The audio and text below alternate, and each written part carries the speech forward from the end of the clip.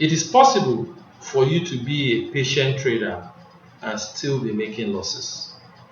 Patience is a key attribute to forex trading.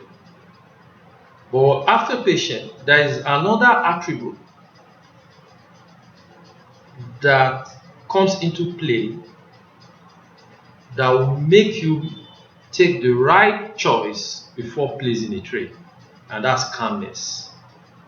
Hi guys, if you are joining my channel for the first time or watching my video for the first time, thanks. I use my channel to provide honest experiences on how I navigate the forex market. I urge you to hit the subscribe button and let's go together. And to my amazing subscribers, I say thank you. Your feedback has been enormous, keeping me going. Thanks again. Back to the initial question I raised. You could be a patient trader and still be making losses. One reason that could happen is when the opportunity presents itself, you often lose your calmness.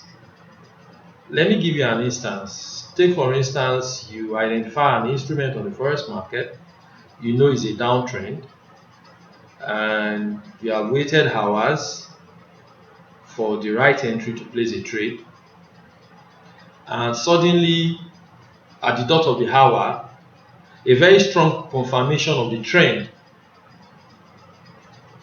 that is going to be selling happens, like a strong bearish candlestick going down. At that moment, the feelings that will be going on in you is that this is what I'm saying. You might be tempted to place that trade. At that particular time, you have lost your calmness. What is expected for you to do is to hold on for that trade, that candlestick, to be properly formed before you take any other decision. So calmness is the process of reacting to opportunities or challenges that present itself on the forex market, while patience is a process of waiting.